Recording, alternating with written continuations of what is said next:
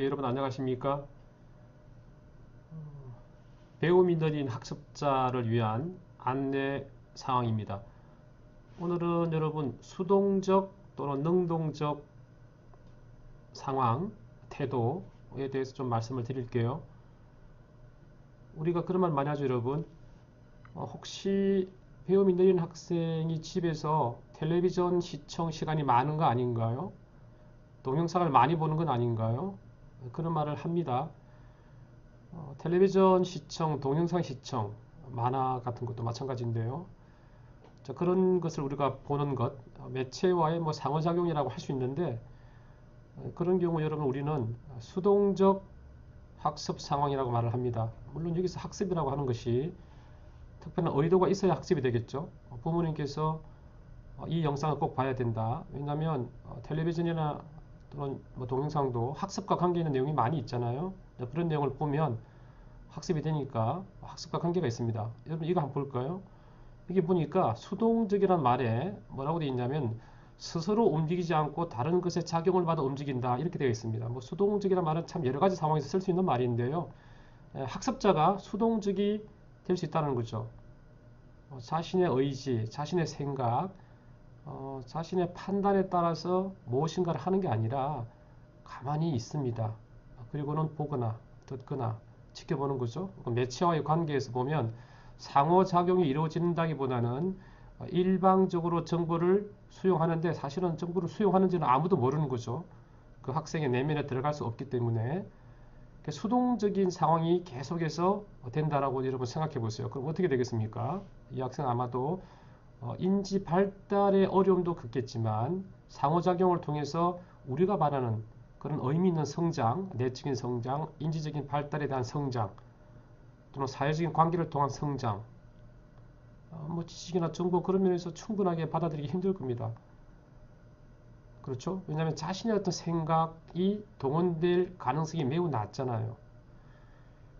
그래서 우리가 뭐 텔레비전도 그렇고 영상도 그렇고 만화도 그렇습니다. 뭐 만화 자체에도 학생이 푹 빠져서 몰입해서 읽는 경우와 또 그렇지 않은 경우가 있는데 바로 이런 차이가 있습니다.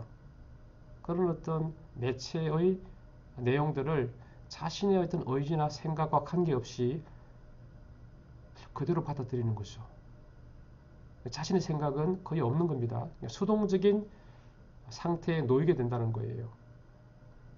그런데 수동적이 아니라 좀 반대되는 개념을 보면 능동적이라는 말 한번 찾아볼까요? 능동적이다. 능동적이란 말은 다른 것에 이끌리지 아니하고 스스로 일으키거나 움직이는 것이라고 되어 있습니다. 상당히 대비가 되죠. 능동적, 수동적.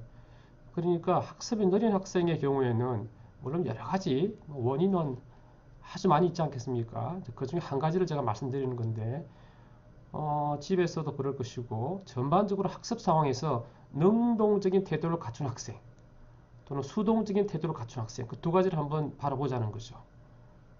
우리가 집에서 무엇인가를 하는 것처럼 보이지만 우리가 능동적인 태도를 갖추도록 만들어주는 게 아니라 수동적인 태도를 오히려 갖도록 해주는 건 아닌가라는 거죠. 그래서 학생이 스스로 무엇인가를 할 수 있도록 생각도 스스로 하는 거죠. 판단도 자기가 하는 거죠. 본인이 결정하고 본인이 평가하고 그래요 맛있어요 자신의 생각을 말을 합니다. 자연스럽게.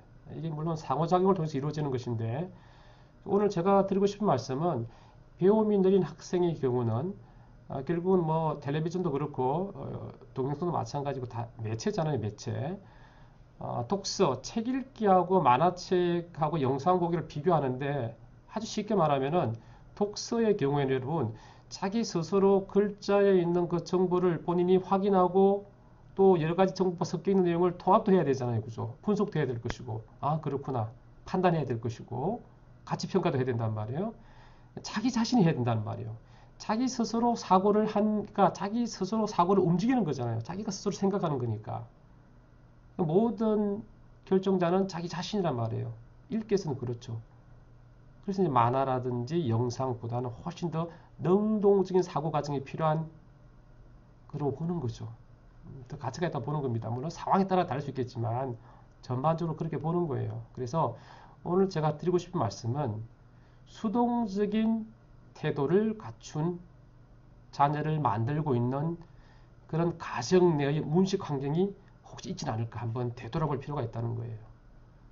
그렇게 해라고 맡겨두지만 물론 이제 부모님께서 또 바쁘기도 하고 우리 자녀들하고 그런 사회적인 소통이나 사회적인 관계 맺기 주로 대화가 참 좋은데요. 대화 나누고 묻고 답하고 또는 조금 더 나아가서 직접 주고받는 그런 대화의 도중에 뭐가 있습니까? 삼각형을 그리자면 매체가 필요한 거죠. 책, 예를 들면 책이죠. 뭐 신문이 있거나 책이 있거나 인쇄 매체가 있을 수 있겠죠. 물론 그곳에 또 영상이 있을 수는 있습니다. 그죠?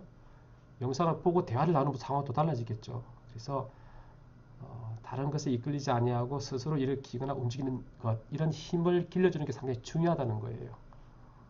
수동적인 상태, 수동적인 태도가 아니라 능동적인 태도와 자세를 갖도록 나는 가정의 문식 환경을 그렇게 만들고 내가 그런 안내자가 되어서 또 실행자가 되고 조력자가 되어서 도움을 주고 있는가 그 부분 한번 살펴보시기를 부탁을 드립니다. 네, 감사합니다.